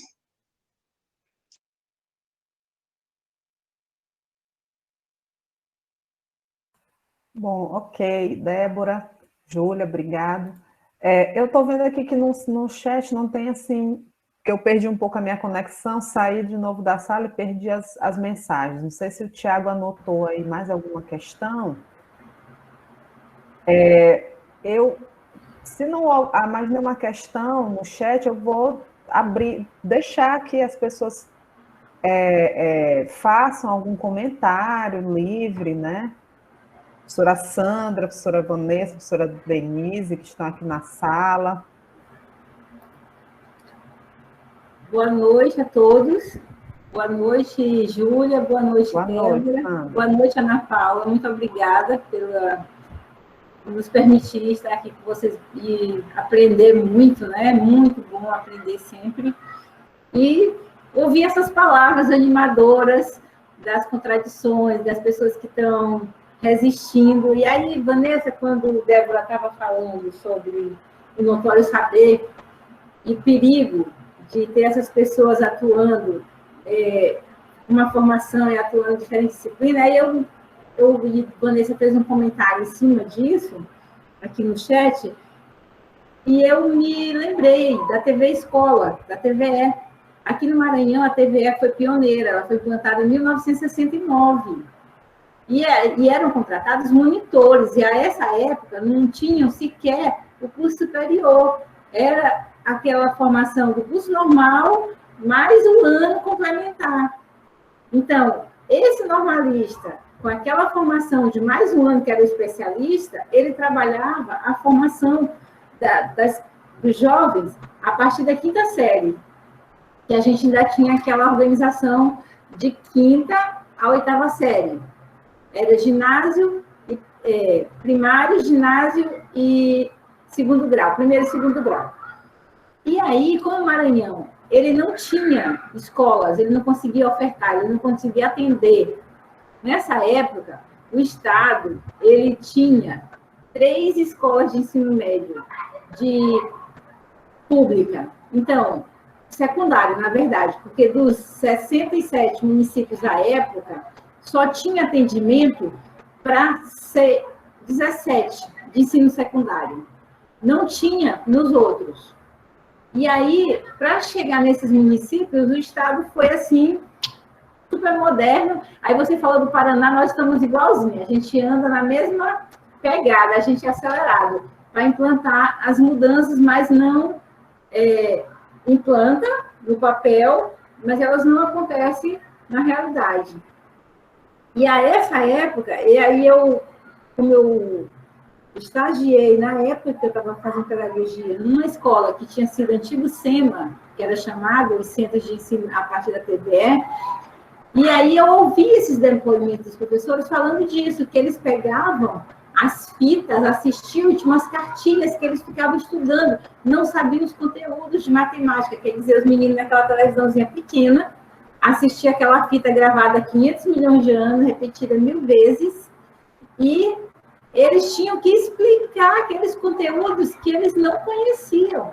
Então, de uma forma um pouco diferenciada, nós estamos retomando a isso, a um período que foi muito nocivo. Nós temos uma geração inteira com essa formação precarizada. Aí nós voltamos agora para precarizar mais ainda a formação. Então, como a Júlia teve essa fala tão otimista, que ela acredita no poder da contradição, eu também acredito, Júlia. Eu estou lá na sala de aula, nessa mesma ideia, nessa mesma pegada, quando a gente está trabalhando os conteúdos, que aí eles dizem, eu digo, gente, não é dar o mínimo, não, é dar o máximo que a gente puder. Porque se nós dermos o máximo, existe a possibilidade de ficar um conteúdo maior. Agora você vai pelo mínimo, fica nada. Porque quando peneira na nossa aprendizagem, fica nada. Então, era só um comentário e recordando um pouco da história da educação do Maranhão.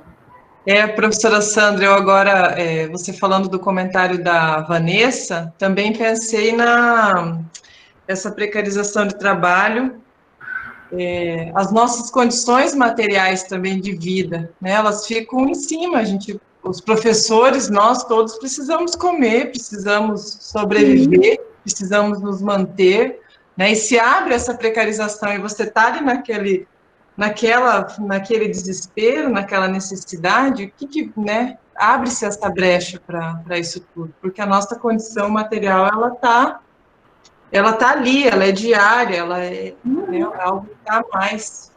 A sobrevivência é mais forte, né? Eu posso até usar... Para fazer a revolução, a gente precisa estar vivo, né? Sim, exatamente. A gente primeiro precisa estar vivo. Eu gosto de fazer uma piada. Eu estava fazendo, eu fui orientanda dele no mestrado. E eu fazendo uma disciplina com ele, e surgiu um comentário sobre a questão de um professor. Na verdade, eu preciso trabalhar, né? Porque eu preciso comer. Tenho 3 filhos para criar.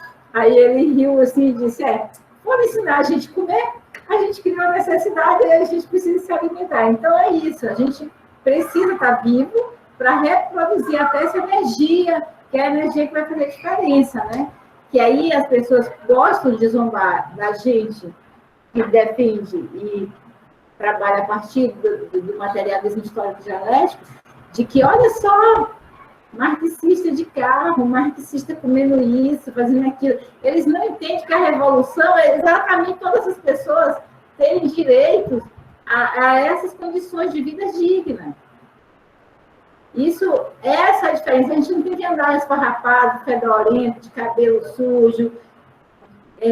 De jeito nenhum, a gente tem que ter dignidade humana para se manter, para fazer um projeto coletivo de sociedade. ter acesso à riqueza, né? Ter acesso à riqueza. A riqueza precisa ser distribuída.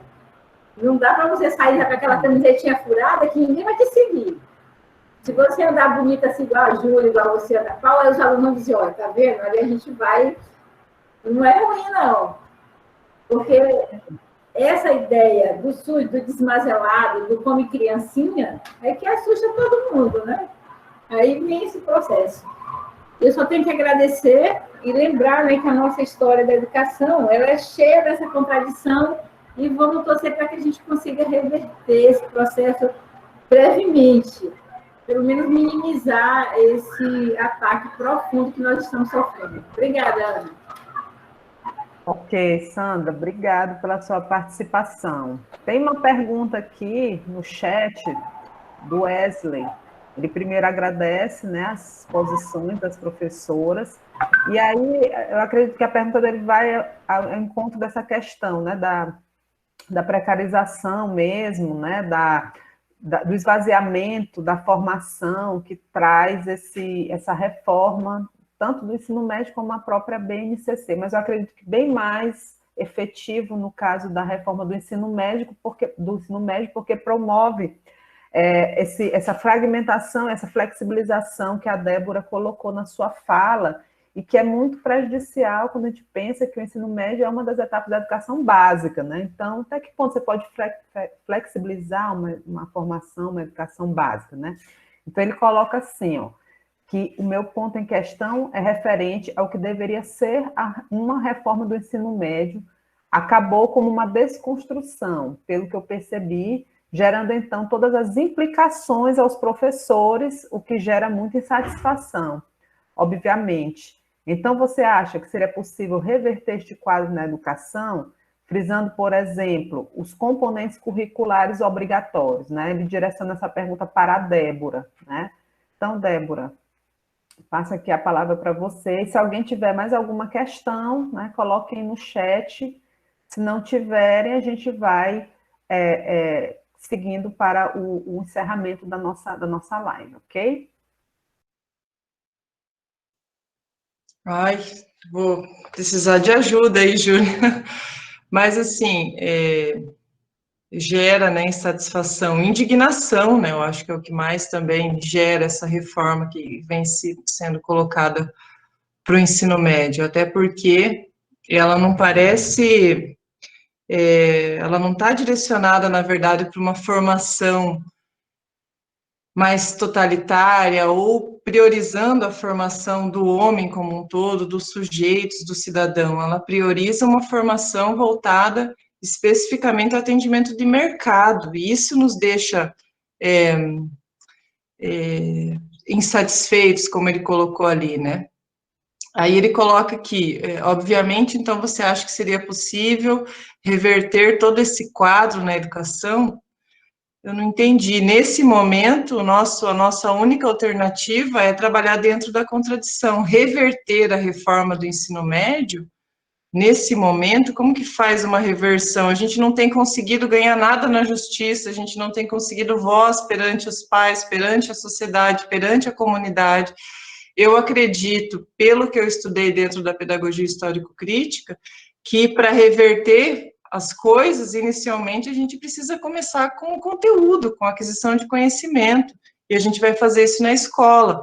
Para isso, a gente precisa de um professor bem formado, a gente precisa de um professor com uma concepção técnica, inclusive, de trabalho, de uma concepção teórica de trabalho forte, que consiga objetivar e levar os conhecimentos historicamente elaborados para os alunos, de forma, não de forma duvidosa, não aquele professor que vem e aceita as coisas e simplesmente, né, passa por cima. A gente precisa trabalhar e ter, né, trabalhar nessa contradição, trabalhar com uma perspectiva diferenciada.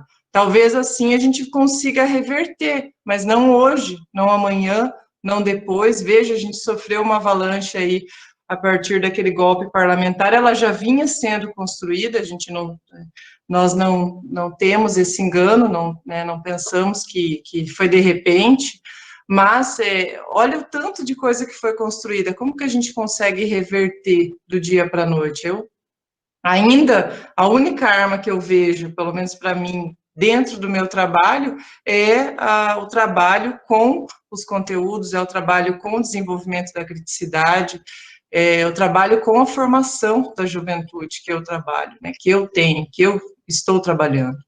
Então, ele coloca, frisando, por exemplo, os componentes curriculares obrigatórios. Aí eu não consegui entender, mas eu acredito que ele fala sobre isso, né? O próprio trabalho dentro dos componentes, dentro dos conteúdos, para conseguir organizar reverter, então, acho que ele quis dizer isso, não sei se respondi também, não sei se ele quer abrir o microfone, ou se a Júlia quer falar um pouquinho também sobre isso. Acho que basicamente isso. Só queria dar uma complementação, né? Eu acho que isso é uma preocupação que toca bastante os alunos desse curso, Débora e Júlia, porque esse curso é um curso de formação, uma licenciatura interdisciplinar em Ciências Humanas, que ele forma em 4 anos para que o professor ele possa trabalhar com as 4 disciplinas da área de Ciências Humanas, né? História, Geografia, Filosofia e Sociologia. E eu penso que esse momento deve estar sendo extremamente angustiante para esses nossos alunos, porque o curso deles ele tem uma ênfase em sociologia, que é o último ano do curso, voltado para a docência no ensino médio, né? Então, como que esse enxugamento do currículo que é proposto pela reforma, né? Em que só temos dois componentes obrigatórios, os demais vão estar diluídos em temas, né? Dentro das diferentes, do que era as disciplinas, né? E aí, eu acredito que para uma formação em ciências humanas, para uma formação em sociologia, né, e essa reforma ela foi totalmente deletéria, né, do ponto de vista mesmo de garantir a inserção desses jovens licenciandos, né, desses alunos dentro da própria escola, né, como professores futuramente, e como que isso prejudica mesmo a formação, o interesse, né, dos licenciandos na docência, né, que já era, nós já tínhamos esse problema, né, de uma desvalorização social da profissão, né, e agora, com todo esse esvaziamento do currículo, nós vamos ter uma problemática bem maior para essa geração que está saindo, principalmente para os que ainda estão em processo de formação nesses cursos dentro da área de ciências humanas, que não são disciplinas que vão ser priorizadas, digamos assim, dentro da base, né, a partir da reforma curricular. Em Ana, ficou a cargo dos estados essa organização desses componentes ainda. Então, na verdade, a gente está esperando aí as novas surpresas. Pode ser que eles organizem essas disciplinas, organizem esses componentes curriculares de uma forma mais ampla, vamos colocar assim, né? Pensar de uma forma mais positiva, otimista. Pode ser que aconteça isso. Como pode ser, como ficou muito aberto, pode ser que eles organizem realmente uma grande parcela, uma grande parte à distância, ou por módulos, né, que vai realmente delimitar o trabalho desses professores, mas assim como vai precarizar toda e qualquer licenciatura, eu acho que não é só a deles, né, todas as licenciaturas agora estão correndo risco aí, então, na Berlinda, a gente não sabe que disciplina que você vai trabalhar, como a professora Vanessa, não sei se ela é professora ou aluna, ou está formando, ela colocou antes ali,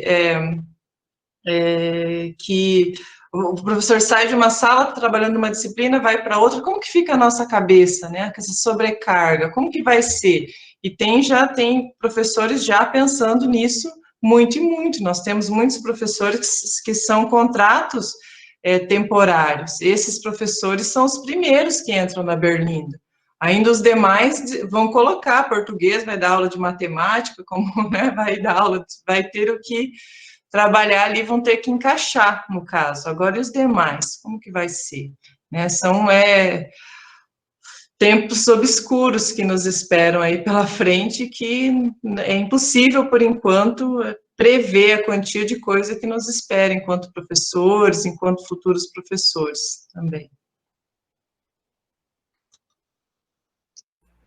Obrigado, Débora.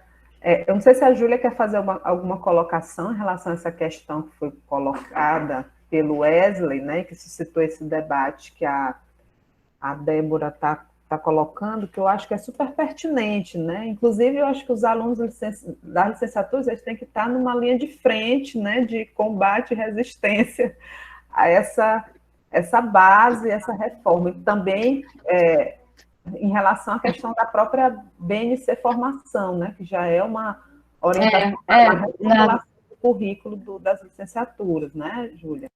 Sim, na verdade, não exatamente na direção que o Wesley falou ali em relação ao ensino médio, que acho que a Débora já respondeu isso, mas nessa linha que você falou, isso que, né, a Débora e outros professores do ensino médio estão vivenciando na sua prática social, a partir da reforma do ensino médio da BNCC, nós vamos começar a enfrentar em relação aos nossos PPPs, né?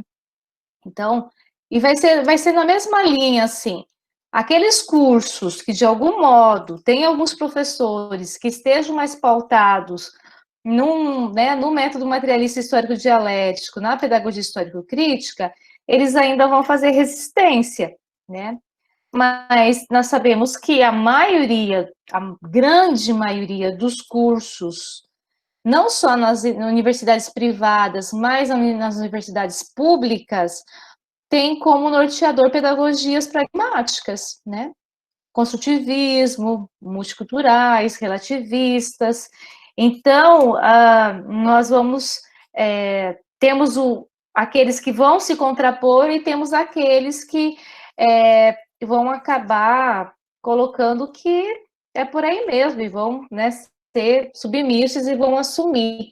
Então, a resistência vai estar na mão, novamente, de quem tem uma concepção diferente do que a pedagogia das competências. E talvez o ensino médio até tem já um pouco mais, né, desse movimento estudantil, mas talvez na universidade a gente possa tentar chamar aqueles que acham, né, que podem chamar um movimento estudantil também dos DCEs, né, porque é a formação das licenciaturas que vai estar sendo retirada a uma formação mais ampla, né? Então, vai acabar focando muito nas metodologias, nas práticas de ensino, e se retirar os fundamentos da educação, né? Então, se diminui carga horária de filosofia, de sociologia, de psicologia, de história da educação, metodologia científica, trabalho e educação, estou pensando na grade curricular do curso que eu trabalho, e se enfatiza metodologias, né, as disciplinas mais práticas, né? Então é um recuo no pensamento teórico, é um recuo na elaboração de elementos conceituais que nos ajudam a pensar de forma muito mais clara, né, e com objetividade. E então está na formação desses grupos de professores, de colegiados, né, de licenciaturas, também um movimento de resistência e de direcionamentos diferentes, né? É isso. Ana. Ok, obrigada. Posso fazer um comentário só para contribuir com a fala? Pode sim, Vanessa, por favor. Agora sou eu, Sandra. Boa noite, meninas. Boa noite, alunos da Ana Paula. Os alunos de Sandra também estão aqui? Então, boa noite a todos. Júlia, é um prazer revê-la. Débora, é um prazer conhecê-la. Então, a Júlia, ela tocou num aspecto que tem me incomodado bastante, tem me feito refletir muito, que é a questão mesmo do pragmatismo clássico, né, que é um elemento muito ligado ao capitalismo, né, e faz todo um pano de fundo aí na política da Base Nacional Comum Curricular. E a gente percebe que essa concepção, né, esse pensamento, ele historicamente, ele assim, vem atrapalhando o desenvolvimento da educação nacional, né? o Saviani, ele aponta que a gente não tem um sistema nacional de ensino, e a gente percebe que realmente, né, esse é um gargalo na educação, né, o fato da gente ter um sistema nacional de ensino que é oscilante, que não tem bases, não tem fundamentos, né.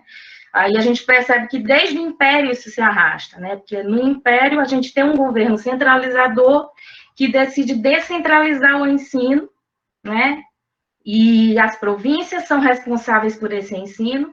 Aí, em seguida, a gente tem um governo que é a república, né, muda, né, a nossa forma de organização societal, aí a gente assume a república, né, esse modelo, mas a gente decide manter a organização do ensino ainda nas províncias, né. E aí, só na década de 30, que efetivamente os movimentos de professores, através do manifesto, né, dos pioneiros, vai tentar brigar por um sistema nacional de ensino. Né? Embora a gente saiba que o manifesto ele tem uma série de problemas epistemológicos que nós somos totalmente contra, mas se torna um documento importante, né? E aí uma contradição, é o que a Júlia está dizendo, a gente tem que lutar sempre no campo da contradição.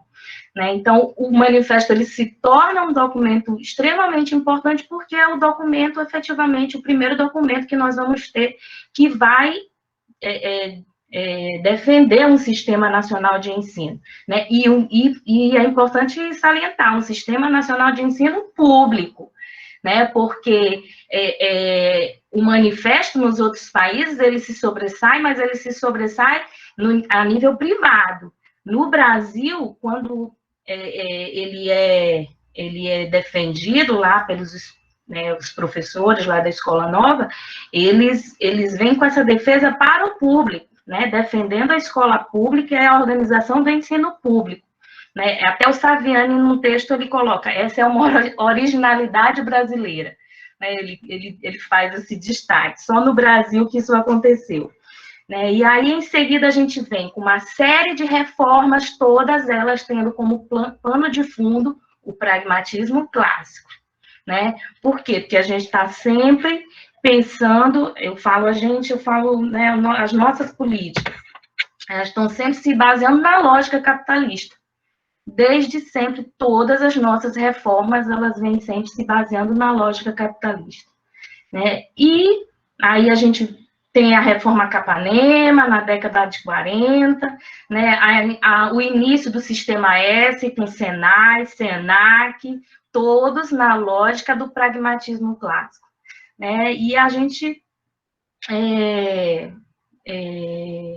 percebe que desde lá das reformas pombalinas, o interesse é sempre do ponto de vista mesmo da expansão do capitalismo, né, e da política capitalista. Então, a BNCC ela não é diferente. E o que eu percebo?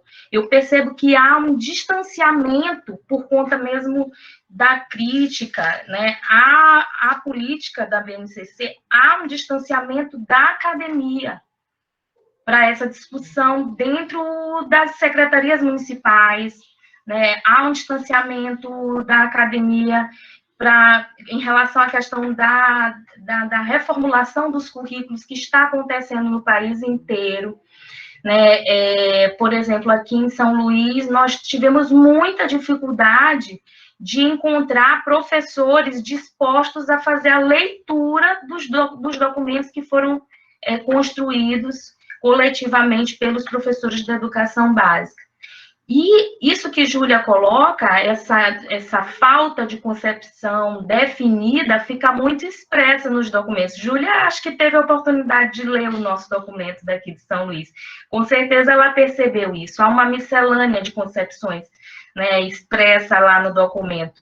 Ora, o documento quer ser mais crítico, ora, o documento acaba, né, infelizmente, abordando outros aspectos, outras teorias, outras concepções da educação. Né? E eu penso que esse distanciamento ele só favorece, né, a implementação dessa política. ele favorece a implementação dessa política que é nefasta, né, e que, assim, ainda que a gente lute dentro do campo das contradições, não é fácil e é preciso que a gente assuma mesmo uma posição de luta e de briga, né, de uma postura mesmo de resistência, né, diante de toda essa política que está aí colocada para as gerações futuras, né, que estão se formando aí na contemporaneidade, né. Então, é muito importante que cada um de vocês tenham essa consciência de que a sociedade ela está dividida por classes, né, e que nós precisamos nos reconhecer trabalhadores, nós somos classe trabalhadora, né, e essa consciência é que vai fazer com que a gente consiga, de fato, superar esse modelo de sociedade que é excludente, né, que infelizmente, opressor, né, esse modelo de sociedade que está destruindo gerações, né, porque um ensino médio baseado em língua portuguesa e matemática, qual é a geração que a gente vai ter, né, daqui a alguns anos. Então, é importante que a gente reflita e tenha essa postura mesmo de resistência. É isso, Ana. Desculpa se eu falei muito. Não, obrigada, Vanessa, pelas tuas colocações. Pessoal, dado o adiantado da hora, e não tendo mais nenhuma pergunta aqui no chat, eu vou passar a palavra para as nossas convidadas, professora Júlia, professora Débora, para fazer os comentários finais em cima da questão de Vanessa, e também, né, para já ir apresentando suas considerações, para a gente já ir encaminhando para o final do nosso encontro aqui, ok? Não, eu vou ser bem breve, só falar que é isso mesmo que a professora Vanessa falou, é um projeto, e é um projeto antigo, né, sempre dos países, na verdade, né, que estão no comando aí, além do imperialismo norte-americano, mas de sempre submeter os países aí em desenvolvimento, em periférico, a um projeto de sociedade servil, né, de realmente continuar sendo usado, manipulado, enfim, de alguma forma servir aí para os outros países. E isso reflete, né, em todas as políticas, continuamente aí no processo histórico. E eu quero agradecer, só quero agradecer mais uma vez a oportunidade de estar conversando com vocês do Maranhão, né? Esperar que o mais breve possível se venha a bendita vacina, né? Agora eu estava lendo ali que parece que o presidente cancelou alguma coisa, eu tenho que ler de novo para ver como que foi encaminhado isso, né? Mas parece-me que o presidente acabou agindo aí de forma, mais uma vez, né, contra a vida, e só muita pressão mesmo para reverter isso, porque a gente não sabe qual que é a intenção desse homem, né, desse ser aí, que nem sei como que a gente fala.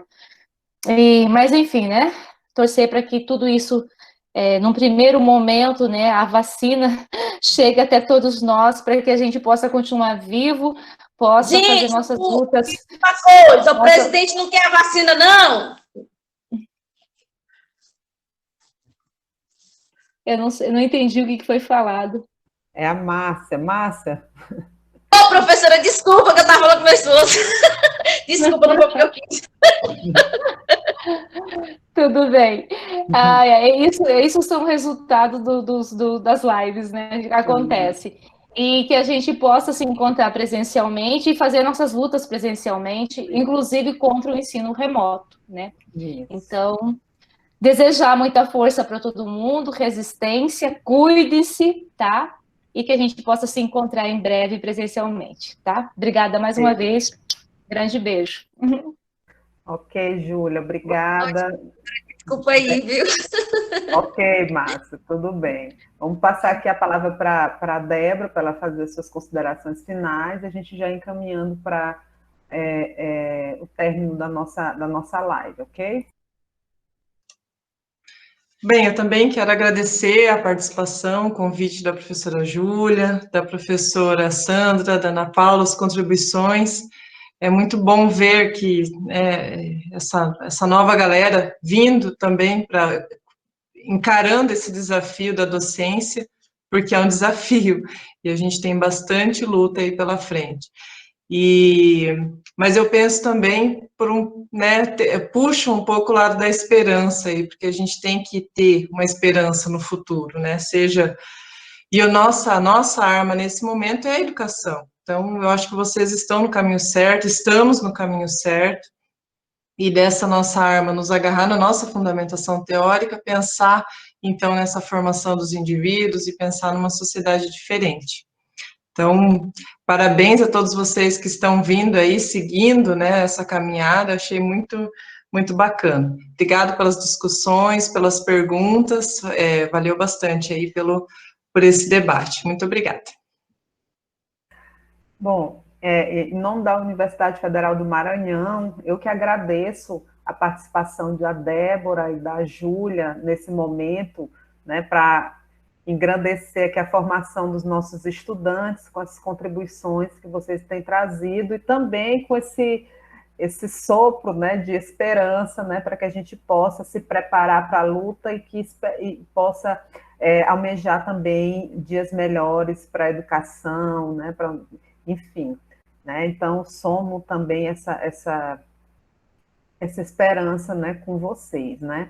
Então, agradecer também a todos os participantes que ficaram até o final, os alunos da turma de História e Política Educacional, pela participação, por terem realmente se comprometido com esse projeto, e também as companheiras do STED-BR, GT Maranhão, pela participação.